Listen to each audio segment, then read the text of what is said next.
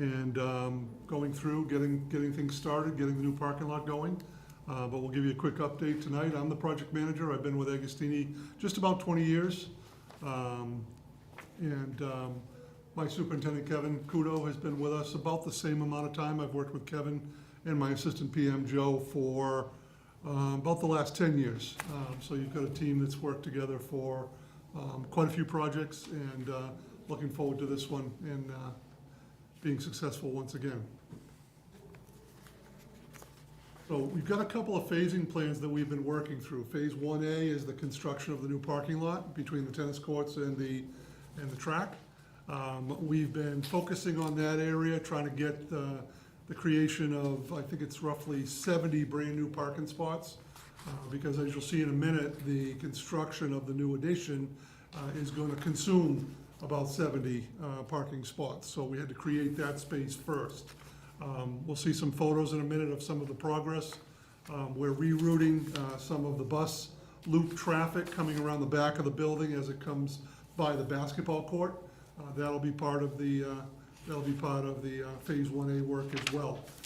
We are on schedule right now to finish up the underground utilities over the course of the next week. Our superintendent, Kevin, is working closely with the principal, kind of shuffling cars as best we can. There's a lot of work going on in the existing parking area. And day one on the job, the principal indicated that he really couldn't spare even a single spot. So we've been kind of shuffling people from one location to another, trying to minimize the amount of overall impact that we have. We're going to be finishing up the drainage connection on Thursday of this week and Saturday. Saturday, there's a line that goes through the parking lot and just would create too much disruption for the students. So we're going to do that on Saturday and try to stay out of everybody's way. That'll pretty much clean up the underground work. We have had a few challenges with underground utilities out in the new parking lot. Old area, old buildings, different development over time. So we've kind of found some old irrigation lines, found some old electric lines. We don't think anything at this point has been live, but we've had to move some things around and work around them. But we're still on track to finish up that underground and get the gravel in there next week, and on track to pave before the end of the month. And that'll wrap up the Phase 1A work. So just a couple of snapshots here. This is looking into the new parking lot from pretty much the entrance. The concession stand would be on your right, and the pathway to the track and field would be on the left. Underground, in that parking lot, there's a large subsurface infiltration system that captures all of the drainage, treats that, collects that, infiltrates it back into the ground before it ties back into the existing drainage system. So the chambers themselves were installed about 10 days ago, just before the Thanksgiving holiday, and backfilled with stone. We're waiting for one structure to go in. Most of the rest of the catch basins and manholes have been installed since the chambers were installed about a week ago. And here's just a shot from the picture on the left is stepping back a little bit with the concession stand on the right-hand side. We've moved the temporary fence out a little bit. Again, try to be flexible as we can. We had to keep the concession stand functioning as Walpole hosted the Thanksgiving Day football game this year. So we kept all of our work to the west of that. And as soon as the game was done and the concession stand was cleaned out, we moved the fencing back to create a new entrance into this parking lot. And that work has been ongoing this week since the holiday. On the right-hand side, the picture is of the temporary stockpile area. That's the material that we took out of the Phase 1A new parking lot, and that's being stored in the grass area in between the Plimpton building and Common Street. So that's part of Phase 3, Phase 4 work, so it's a temporary location for it right now. Well, I just wanted to ask, with the concession stand, is there going to be a path or something so that people aren't walking through the parking lot to get to it? The new plan includes a new paved walkway in between the new parking lot and the concession stand. So that roughly 8-foot walkway that was there before is gonna be new. We're putting in new granite curbing around the parking area, and then there'll be a new asphalt walkway between that granite curbing and the parking area and the concession stand. Welcome. And Phase 1B, as soon as we can get that binder paving in, which we have it scheduled for the week of December 23rd. We are You're a brave man. we are tentatively looking at possibly end of next week. Next week's weather looks favorable, so we're gonna try to do what we can, but we're on the schedule right now for the week of the 23rd. May be able to move it up a few days, depending on how things go next week. Over the Christmas break, we are planning to relocate the fencing from the Phase 1A temporary lot, Phase 1A lot, over to the new construction area. So in this diagram here, you can see the green fencing is going to incorporate the construction area for the new Fieldhouse addition. We've got kind of a staging area in between the addition and the parking paving driveway loop, if you will, in front of the building. And then we have to maintain access and egress coming out of the courtyard. So although things are tight around the back of the addition, we are gonna maintain 8 to 10 feet walkway pathway so that bus drop-off can continue with the kids coming into the courtyard. Kids can still get from gym classes out through that walkway to the tennis court or to the track. So we'll maintain that as best we can whenever school is in session. All of our activities will take place for Phase 1B within that fenced area, with just a few exceptions. One is the new greenhouse that's going on the end of the library at that patio area. That's part of our Phase 1B work as well. So we will be doing some temporary protection in the media center to protect those windows and the 2 doorways that go out to that area. And we may also do some protection on the windows between the greenhouse and the admin section, shown here in the upper right-hand corner. On the lower level, by the Walpole TV spaces, there was a multi-purpose classroom that is going to be divided up into 3 different spaces. One of those spaces is key for the new addition, and that's the new electric room. That's in the lower left-hand corner there where the mouse is pointing. That's gonna take the new feed from the new transformer, and that's gonna distribute the power out to the new addition. We are going to, I think the classes are ending this Friday, and technology is gonna go into that space and take out or protect their equipment in that space. And then we're gonna start over the Christmas break. We're gonna start with some temporary partitions to keep students from going out that door number 9 into the construction area. They'll still be able to egress out door 10 and out the stairway out to the courtyard. We had a meeting yesterday with the folks from Walpole Media. We talked about what absolutely needed to be prepared before the first of the year, and they're gonna be working on that next week as well. And as we told them, the primary purpose of what we're doing with temp partitions and protection is to keep the students safe, keep them out of the construction area, give them a safe pathway, a safe egress, while still allowing, if you will, access to the IDF closets and the Walpole TV spaces that are gonna be right next to the new addition. So I think we've got a good plan put together. There's another meeting that's been set up by Vertex for Thursday to talk through some of that transition as well. So far so good. We've had to be a little bit flexible on some of the phasing and staging and limits of work areas, but we're working through it on a day-to-day basis, and there's been good communication with my super and the principal, so things have gone well so far. Bob, quick question. Yes, sir. Once you get the binder coating down for the new additional parking, is that gonna be opened up to the students? My understanding is that is the plan. We've been asked to put temporary striping down on that lot with temporary numbers so that the students get moved out there. Staff members will shuffle around a little bit, is my understanding, because they have the spots right now that are closest to the building. So they'll move kind of over behind Plimpton, where students may be parked now, but I think that the new lot is roughly within 3 or 4 spaces of what's being taken up for the new addition. Okay.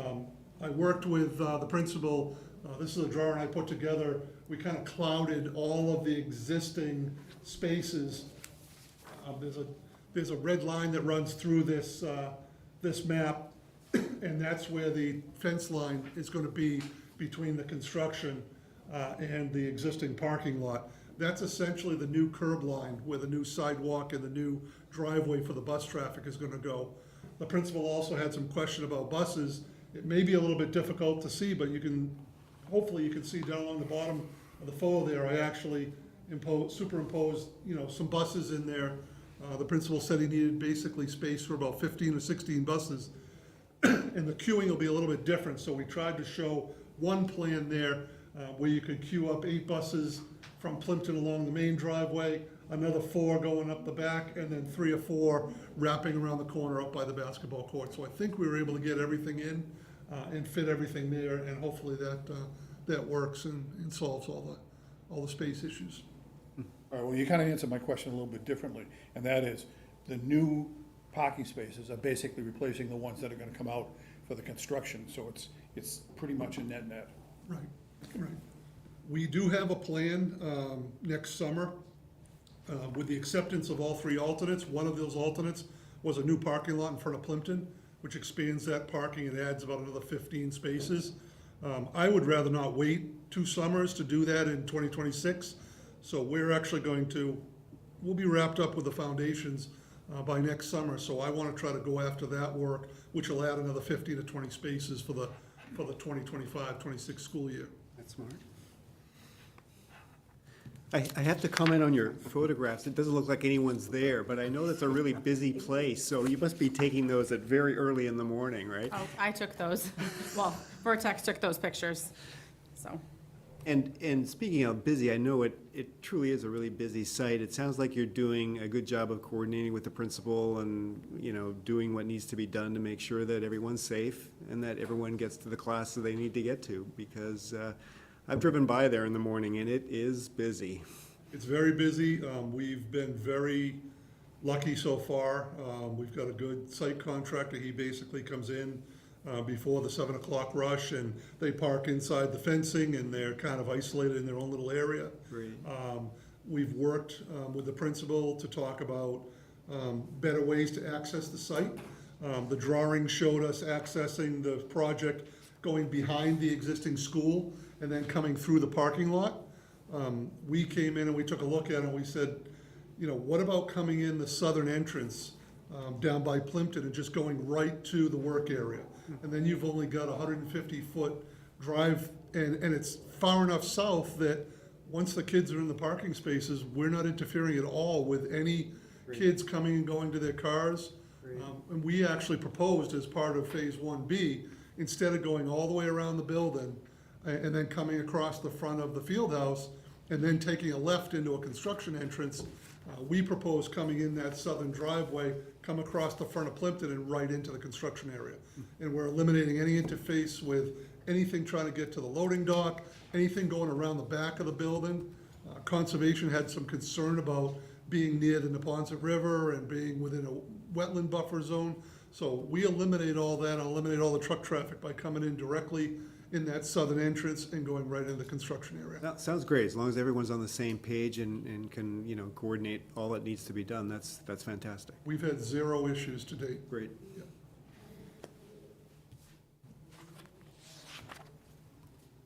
And just real quickly, a quick 3-week look ahead of what we've got going on in the next couple of weeks. As I said, the remaining drain pipe and structures, those should be wrapped up for the most part by this Saturday. There's one other structure, I think, that either recently got approved or changed.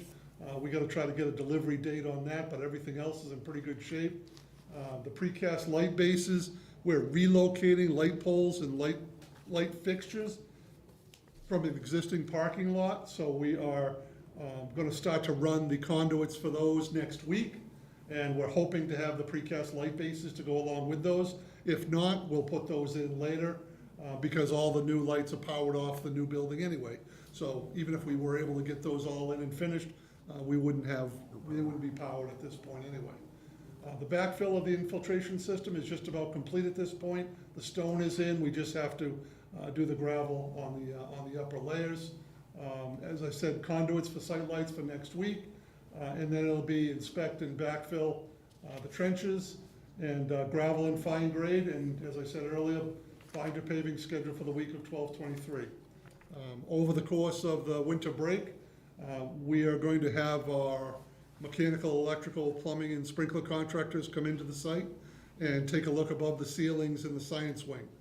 That's the big work for next summer, and we want everybody to get a handle on what the existing conditions are, what the challenges are. So we're gonna remove some of the corridor ceiling tiles, and then we'll temporarily remove some of the classroom tiles, so all the coordinators can get an idea of what it is they have to deal with or work around up above the ceiling. So we're gonna do that over the Christmas break as well as moving the construction fence and getting our temporary partitions set up. So, busy couple of weeks, and the Wednesday holidays aren't helping us, but we're gonna do what we can do this year. Thank you. Any questions for Bob? No. All right, I appreciate your time, thank you. Sure. You can stay or you can go, it's up to you.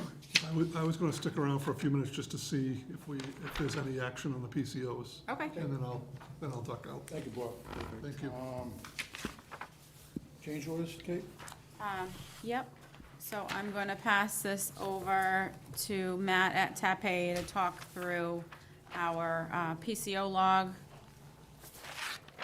Just to, I think a lot of you are familiar with the color coding we have on our PCO log, but just to reiterate, items in white are items that we've either gotten a PR or we're tracking that may have some cost implications, and we've included a few estimates, but we have not seen actual numbers on those yet. Items in yellow, we have the PCOs and we're reviewing them currently.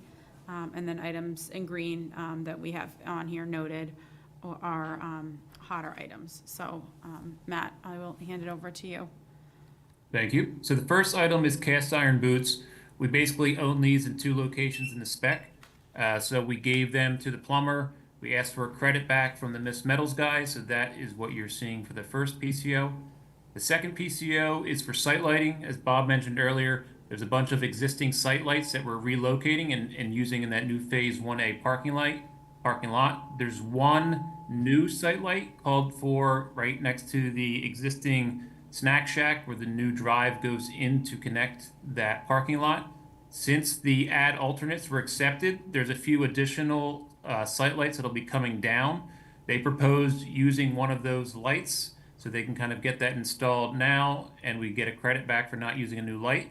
So we talked through that with Donnie, and we're going to proceed with that. We'll just end up having to get a new, they still have to have a new pole base, which they are ordering anyway for the other light. So that is what that PCO is for. PCO 003. We had a review from Eversource. They kind of tried to change what was shown in the electrical documents around a bit for how the transformers were connected to the building. As part of that process and keeping it as the way it was designed, they asked for a letter from the fire department for their approval of the 2 transformers. So as part of the letter from them, they asked, they were okay with the way it was designed. The only thing they asked was to move the shutdown switches from each of the electrical rooms and move that into the main entry vestibule as you enter into the new field house. So that is what that PCO is for. PCO 4 is temp striping of the Phase 1A parking lot.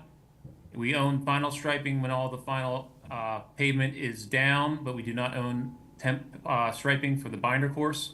So that is to temp stripe and number that parking lot so that the students can start using that for parking as soon as it's complete. PCO number 5, underground lines. So that is for the Phase 1A parking lot. As Bob mentioned earlier, we've come across a lot of unforeseen conditions as excavation has continued around the site. In that area, we found a drain line that was not on any of the existing conditions documents and that the town was unfamiliar with.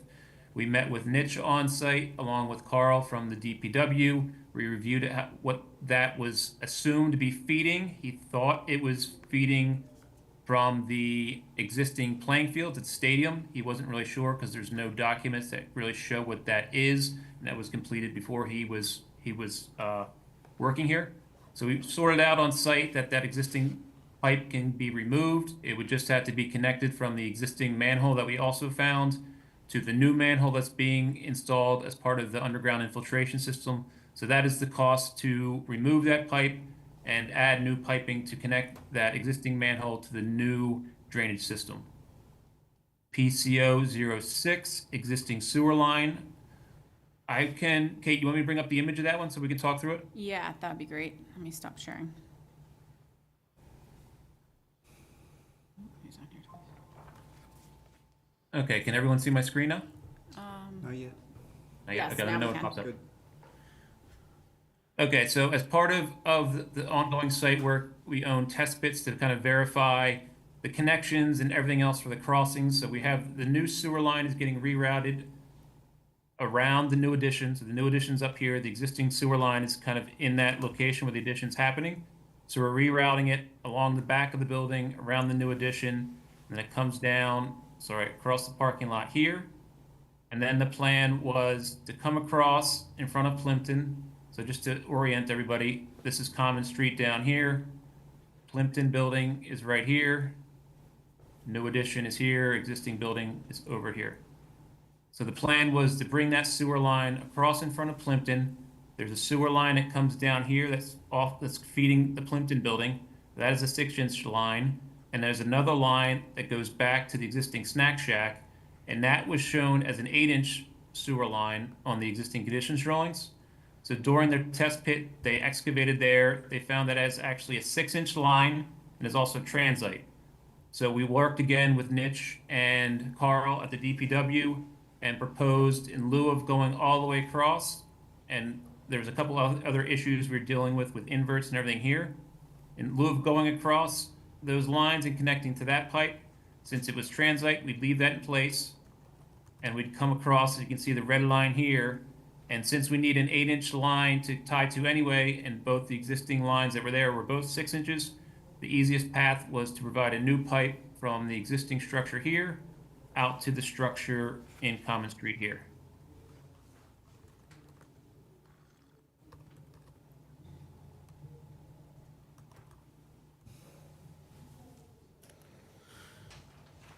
And the final one? So, and then the final one is the temp fire department connection.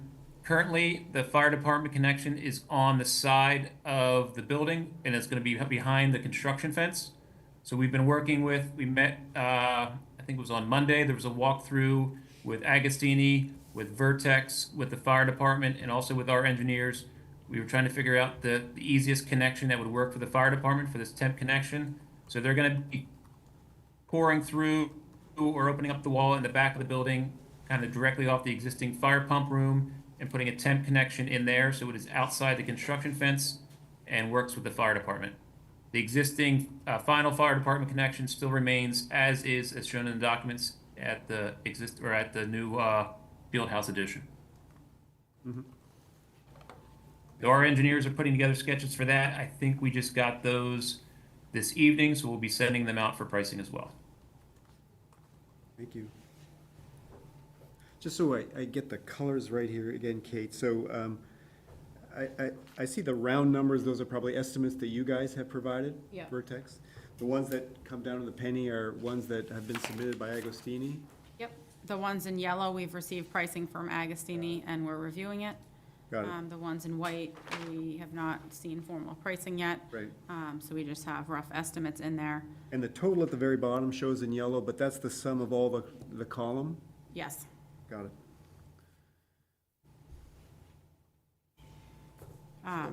You're looking for us to vote on which ones? So I wanted to talk through this process a little bit. So before the January 14th building committee meeting, we're gonna need direction on specifically the items in green. When the construction fence is moving and the parking lot is coming online. We need to have that striped before the kids arrive in January. And we also need to tie in the drain line to the new infiltration system. So there's some work here that needs to proceed before we meet again. So that brings us to another item on the agenda, which is authorizing the chair of the PBC to be able to, Spend money? between meetings. So we are looking to establish a not-to-exceed approval value that would give the chair of the building committee the ability to move these things forward in between meetings. Typically, that value is a not-to-exceed $25,000 is what we have standard on our projects. It's very important on a general contractor design bid build project that we keep things moving. We have a tight schedule, and if we don't have this process in place, we're gonna start having to schedule more and more meetings to get approvals. So this is a way to streamline approvals, but then it will show up in a change order to the full committee the following meeting. So we can do one of two things. We do want to vote to authorize Jack, if that's how the committee would like to move forward with, to be able to authorize up to $25,000 in between meetings. That would require a vote from the committee. So that would be step one. And then if we do authorize that, Jack would be able to authorize these individual items once we vet the pricing a little bit more on the PCO log, unless the committee would like to move forward with a not-to-exceed value for the items in green while we go through and have the consultants look at the pricing. We'll look at the pricing and have some back and forth before the, any approvals. The estimates for numbers 6 and 7, I mean, Bob, is there some numbers coming from Agostini soon about those two? We don't even have sketches yet on number 6. Yeah. So I can't. How tell could you possibly do that? I can't tell you what the scope is gonna be. And on 7, I believe the sketches came in this afternoon, Got it, about half an hour before I came over here. fair enough. Yeah, Understood. I think 6 we may have just sent over as well. So I think 6 and 7 may have both just been issued this evening. Got it. And numbers 4 and 5, Matt, have you and your engineering consultants looked at them? Any comments on them, or do you feel comfortable with the numbers? What are you saying there? We have passed them along. I don't think we've heard back from everybody yet. Got it, yeah. Now, this is the difficulty with meeting every month, right? I mean, things move too fast. Well, I'm comfortable in making a motion to have Jack, not to exceed $25,000 approval, because I think that otherwise we will be meeting weekly. Second. All those in favor? Aye, Okay. I will be careful. I'm sure you will. I mean, otherwise we know where you live, like I. So the terminology would be like a CCD, a construction change directive, so once we get something, there'll be presented a sketch and a cover sheet to Jack to explain what that changes are. We'll probably jump on a phone with Jack to review the scope, give him a comfortable feeling to make that decision to say yes or no. Sure. So that's the idea of his, called a Well, CCD. I'm sure he'll leverage all of the consultants, design team, Vertex, everyone, to get the right answers he needs before he can give you an approval for it, so. Maybe cases where the guys are on site, they need an answer like this afternoon to start tomorrow, we're not gonna have pricing, so it'd be times, hey, Jack, we wanna proceed on time and materials, it's gonna take 2 days, not to exceed $5,000, and so there may be certain cases where we don't have a hard price yet, because time won't allow it, we'll proceed on T&M and follow up with the signed slips. in the That field. makes me a little more nervous, honestly, only because, does that T&M mean that you've got a drawing from Taipei and their consultants? I mean, like just without documentation that sort of describes what the scope is? Yep. I don't see a T&M kind of approval as being appropriate, frankly. There has to be some documentation. The other thing I want to say is, this, I think, we need to understand that this is an exception. This is not the standard way to do things. I don't want to get emergency things coming up once a week. exactly. Okay, this should be something that's not regular, it's truly something that's gonna impact the schedule, and it was truly not anticipated, Right. okay? I So agree. I think in addition, every meeting, we're gonna be presenting a change order like we've done on past jobs with the recommended PCOs for approval, but that then the change order get voted by the committee. This is something, if there's something that comes up that's really hot that needs to get done time sensitive, will have a schedule impact, and we'll be reaching out to you. I mean, frankly, I can see making the connections in the science wing and doing the renovations in the science wing with stuff up in the attic, and there's gonna be things in the wall that you don't anticipate and so forth like that. Yes, I can see something like that. I don't see on the field house this coming up very much. New Is that new construction, new construction? building. Yeah, I think just one thing that we've already come into contact with is like underground that is in place that we don't know is there. Like we only know what we know. Right. And That's digging true. in, there might be something abandoned or something that we have to account for. But now as we talk through this, I think maybe if we break this into two pieces, so maybe tonight, I don't know what the committee feels, if we get a not to exceed approval for PCO 4 and PCO 5, since we have actual numbers and we're going through and vetting them, which will allow us to release that work. I'm for okay them. with that, as long as truly, you know, the review process is not somehow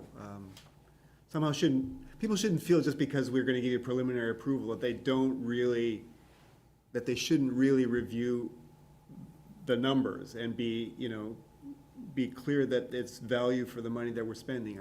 I'm getting all, but you know what I mean? I mean, I hate to sort of approve things when things are still under review with consultants, only because they may say, well, these guys just approved it anyway, I can just sort of pass it along and it's okay. Do you know what? I hear what you're saying, but we do a very thorough review, we check rates, there's a lot of steps, the consultants look at it, our team looks at it, so Good. there's a lot of review steps that are in place. Good. None of that should be short-circuited just because we. And we approved don't numbers. even tell them it's approved by you guys ahead of time, so. Oh, good job, Matt. Keep that close to the vest. Yep. They're not watching. All right, so what are we looking for? We're looking for a vote on To move forward with a not to 4 and exceed. 5. Yeah, for 4 and 5. Not to Not to exceed. exceed value, then those will come to the committee at the next meeting in a formal change order. Okay, So moved. I When moved you that. say the value, is that the estimated amount? The estimated initial are the same number, so the 4 and 5, so it's the $3,410 and the, yeah. $15,134. Yeah. so I'll entertain a motion to approve the change order 4 and 5 in the amounts of 34,1057 and 11,724.05. Not to exceed. Not to exceed, yes. So moved. Second? Second. All in favor? Aye. And then for PCO number 6 and 7, we're looking for approval for not to exceed for $10,000 for 6 and $7,500 for 7, with the understanding that at the next meeting, you'll present a final cost. Yeah, so those estimates are really just our, like, rough order of magnitude estimates. We don't have actual numbers on that. So those two would be something that I would probably be coming to you to talk that over with Jack before the Just sneaks next into the meeting. just sneaks under the 25, I noticed. That's very good. Well, are you looking for us to approve this so that you can actually do the work now? I have no idea what the numbers are gonna be. These are just our estimates. So if we say, you know, not to approve of 17,500 and it comes in at, you know, 18,000, So did you want the 25? Would that be sufficient to give him authority to? Well, that's what I would prefer to do. I would prefer to make the motion giving Jack the authority to spend up to $25,000 and simply let him, you know, deal with it when you finally get the numbers and they've been vetted by, you know, our design. If you come in at 50, I'll say no. But because I prefer not to sort of vote on those two. I'd prefer to vote on giving you the authority to do the things that need to be done between now and our next meeting. yeah. Okay, perfect. All right, Do we need an official vote or? Yeah, let's have a vote. So yes, just to clarify, so the CCD approval process for the not to exceed 25,000, that was a separate vote. And this is to authorize up to 25,000 for, hold on, PCO 6 and 7. My only question on that is the run-up from 17.5 to 25 is kind of a lot. I mean, it's 42% of the 17.5. Is that given, not that I don't trust you, Is that, are we giving ourselves too much leeway there? That's just a question for the committee, really, do you think? Well, I'm just confused about why we're voting for 6 and 7 at all. I think, Actually, Like, what, it like, may sound a little funny coming from me, but you've already given me the authority to do it. Correct. So I don't think you need get to have the- a separate Correct. vote on 6 and 7. exactly, that's, We'll present it to Jack if we need to do Right. it before the next meeting and. Right. take that out. you know, so we're good with 4 and 5, and we've given authority for 6 and 7 Yeah. to one person, Jack. Yep. okay. Are we all comfortable with that? Yeah, Okay. just as long as it doesn't hold up. I'll be careful. All right, next one, Kate, is Yes. Cafe Ad Service. Yep, so now that we've started construction, we have soil on site that we need to do some soil characterization testing. This soil has not been characterized during design. It is something that we're looking for Weston Sampson to do. So they would do soil tests on every 500 cubic yards of soil to give us a full analysis of the soil, and then that would help us determine where the final location of the soil will be. Yeah. So this includes pricing for Phase 1A soil characterization and Phase 1B, which will take us through the addition piece. The idea is there is room at the DPW to store the soil so we can move it off-site. And then it seems that the soil might be used down the line in a future town project. So we are working to coordinate a future use of that soil and get it off of the high school site.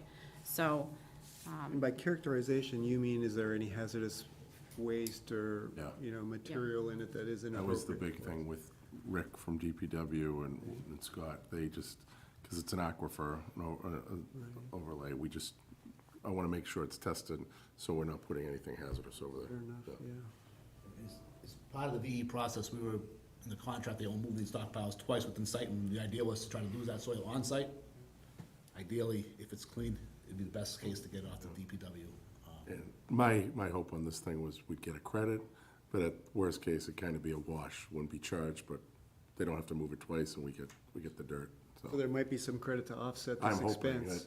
Well, Yeah. you know, maybe, I mean, we'll see, but. yeah, so we own through Agostini moving any soil stockpile twice on site. Oh, that's gotta be worth some money, Jim. Yeah, and I mean, they've moved a small, we talked through this yesterday, they've moved a small portion already once, but that's only the stuff right out in front of the snack shack. They have a lot more to move, so that's why we're hoping, you know, maybe in the future, we might be able to move it, use it over at the Allen Dam, or just DPW will be able to use it, because we all think it's pretty clean, Loom, especially what was just moved, but. I just wanna have confirm. no experience in like how to value this. I mean, you guys have looked at these numbers, Kate, and feel they're reasonable, or? Yeah, these come from Weston Sampson, so that's a consultant for TAP A. So they've broken it down on their pricing, and And is it strictly somebody coming and taking samples, sending them to a lab, testing them in the lab, giving you back the results? That's what we're talking about, right? Yeah. yep, and it's for every 500 cubic yards, so we're talking about 8,500 cubic yards, so, yeah, it would It's total. a lot of 500 yards. Yeah, For the addition, for example, the field house, we were trying to get test pits done this Friday, is have Weston Sampson on site, we're doing test pits, taking those samples, so when we start excavating for the field house, they can put that material right from the excavation into the truck, drive it down a mile down the street to DPW, instead of stockpiling it and moving it, so we're hoping that, Move it as Jim once, said, right, hopefully move it once, yeah. a credit or a wash, but, knock on wood, we should be getting results tomorrow or Friday, the latest, for the Phase 1A part. I guess I'm a little confused. Jim, Yeah. are we looking to go ahead and ultimately move this from the high school down to DPW if it's properly, if it's not hazardous? Yes, Okay. Yeah. And is the town gonna move it, or is Agostini gonna move it? that's what we're trying to get them to move it. Sorry? We're trying to get them to agree. Saying to these move it. things very quietly over Well, I there. know I'm being recorded. through Agostini, we own them moving the soil twice in trucks on site. The DPW is not that far away, it would save them time to just get the soil off-site and, Got it. offset now I the trucking understand. costs. Okay. They have So room assuming over that there? it's They have not the room? hazardous, Yeah. and then they we do. are And going to back at the take it down Delaney to treatment DPW, plant, there's then room we're back there. assuming that Yeah. Agostini will move it without additional charge because it's easier for them or not more difficult to move it to DPW than it is move it around the site. Yep. Got it, yep, thank you. So, So we're who looking wants to vote? for a vote to approve TAP Bay's ad service in the amount of $34,400. So moved. Proceed with phase 1A and 1B. I'll take a motion, So moved. second? Okay, all those in favor? I suppose it's good to know what it is anyway. I mean, truly, it's good to know. Okay, The next piece is approving the MEP commissioning agent for the construction phase. If you remember, we went out and got 4 numbers for the full design and construction piece for the MEP commissioning agent. We brought Fitzmyer and Tachi on board for the design phase and issued them a $5,000 contract to get their comments into the specs and the front-end documents during the construction document phase, and now we would like to extend their contract into the construction piece. So we're looking for a vote to approve Fitzmyer and Tachi for the MEP commissioning for the construction/warranty phase in the amount of $22,000. So moved. second? Oh, second. Okay. I have a question though. They end up being our consultant, or are they your consultant? Who's their boss? Well, we oversee everything they do, and they work with the architect and the contractor. So are they- But the PO is getting issued from the town, but we will manage their services. Okay, so they work for us. Yeah. Okay. Motion and second, all those in favor? Aye. The next piece is the line of sight. So I'll do my best at explaining this. So currently, on the side of the high school, there is something called a line of sight that shoots out the Wi-Fi signal for internet from the high school. It then bounces off a light post and has additional equipment on a light post near the tennis courts, and then shoots the internet out to the press box. When we're building this field house addition, we are impacting that line of sight, pushing the internet signal out to ultimately the press box. There is no fiber run out to the stadium, so this is how the camera and the press box use the internet services out there. So we have worked with TAPE's consultants and TAPE and the school to work out the best way to still get the signal out to the press box and work around the construction. So this, what I'm gonna show you is a proposal from Micronet. They're a consultant the school uses. This work would be done outside of the Agostini scope directly with Micronet. We've used them on the middle school. It's someone that the town's familiar with. And they've submitted a proposal on this work. So in the final condition is the green line. So the proposal is to put the line of sight on the side of Plimpton. So then it successfully gets the signal out to the press box. It will go through the town fiber. So there's a town fiber line that comes off of Common Street to Plimpton. So that's how the town fiber will be pushed out to the press box. And in addition to this line of sight, it also includes upgrading to security cameras. Because we're upgrading the line of sight, then the cameras in turn need to be upgraded. So this would include a new camera on the side of Plimpton at the line of sight that overlooks the parking lot and the tennis courts. There is currently a camera at this pole where the line of sight is that shoots towards the tennis courts. That will be coming offline, and we will be using the camera on the side of Plimpton. I do want to note that on the side of the new addition, there is a security camera that also has coverage for the tennis court area. And this also upgrades the security camera at the stadium as well, Oh, with associated equipment. wow. So the full Micronet quote totals $21,071. This is something that we would run under our security line item in our total project budget. We have a placeholder of $100,000 in that line item. So this is something that would pull from there. And we vetted this with the consultants and with the school IT department. So we're looking for an approval to move forward with the Micronet proposal in the amount of $21,071. Kate, I got a question. I know a little bit about putting fiber in. I know it's gone up quite a bit in the last couple of years because of the conduit costs. But what, in your discussions with Micronet, was there any discussion about extending fiber in conduit out to the press box? So we talked about this during the design of this project, but we did not move forward with putting conduit in there because we were trying to save money. I don't know, Matt, if you want to touch base on the conduit running out to the stadium. I know this line of sight isn't actually a conduit, it's a little box on a pole that's pushing the signal out, so it's not actually like a physical No, but I fiber mean, line. in lieu of a line of sight Yep. technology, just Just put getting fiber in the hard ground line. with a switch. Matt, did you want to touch on where we left that in design? I know that it had come up during design and we were trying to keep costs down, so. Correct, yeah, so someone brought it up during, during design, that option. We kind of looked into it a bit, but we knew that cost was an issue, so we kind of stuck with the existing system they had. What you're looking at now is kind of an updated quote. We talked about this during design, so we had a preliminary quote during design to just upgrade this line of sight. But we did not get actual pricing for running that fiber, but I know that this is definitely the cheaper option than running that conduit up all the way up through there and excavating and everything else. Yeah, I think you're probably right, Matt. I mean, it No, involves a I'm lot going of, back 10 years, so I know Yeah. what the cost was 10 years ago. Yeah. And that would pay for a lot of a lot underground of conduit. conduit and a lot of fiber. Right. So, if you're saying that, based upon your initial analysis, that at current prices, this is a cheaper solution than putting fiber and conduit all the way out there, I'll go along with it, I won't argue.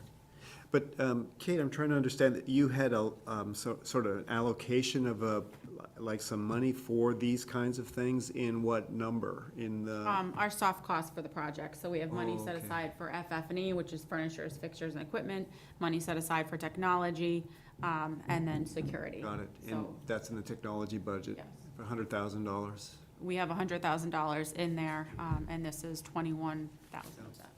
And you mentioned the folks at the school have sort of vetted this, reviewed it, feel good about it, and are confident it's gonna work. Yes. Yeah, this came up during our programming meetings to go over technology and security for the site. So they brought this up and we discussed this with our consultant as well. And the idea with this was not handing it over to Fontaine to do, since it's, this would be file sub-bid work and you don't know who would exactly be doing the work and the cost that comes with it. So this kept it with working with who the districts worked with already in the past, who's very familiar with the school and can help them put something together and get an accurate quote. Got it, and luckily Agostini's representative has left, Matt, so you're okay. But I was gonna say, will this work then be done, it sounds like some of it has to be done now, and then the completion of it after the project's done? They're looking to have this work done probably in January. There's a little bit of a lead time with the line of sight equipment itself, but we would like to get it in before that line of sight out to the press box is impacted by the addition. Got it. And Agostini's okay with this? Do they even know about this yet? Like, This is completely run outside of their contract, so they're aware that we're talking about it. I guess my question is what's the rush on it, because they don't use the press box except for during football season, as Yeah. far as I I know. think, spring sports start up at the end of March, so if we are talking about a lead time with this equipment, it would, and it's something that needs to get done, And it's also, you're gonna have a security camera on it, too. yeah. there's Correct. two. You'll lose that one security camera if it gets blocked as well. Yeah. Well, actually, the two security cameras. Any other questions? I'll entertain a motion that we approve the Micronet proposal for 21071.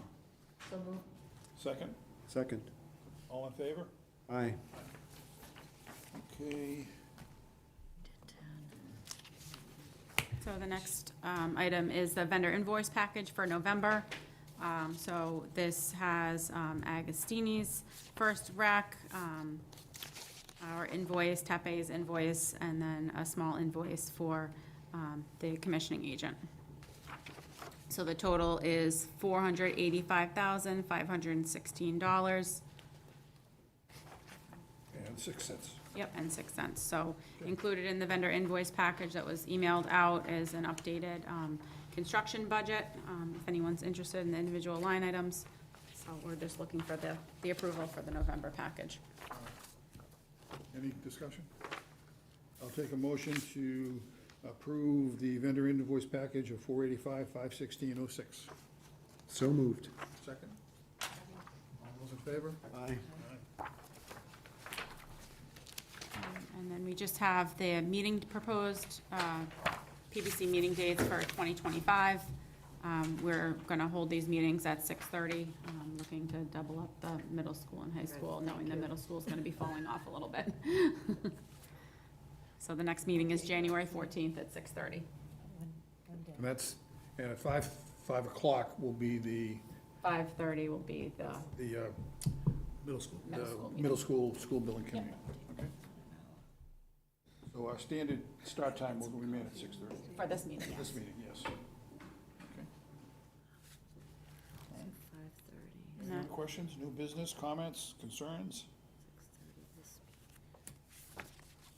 I'll entertain a motion to adjourn. Motion to adjourn. All those in favor? Aye. Thank you all. Thank you, Matt. Thank you, Matt. Thank you, everybody.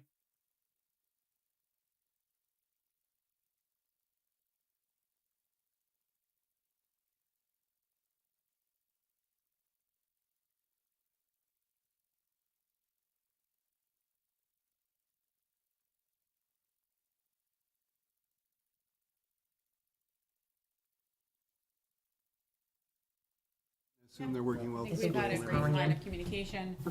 We had a meeting yesterday to walk through the spaces that were gonna be impacted by the addition work. We're meeting again on Thursday.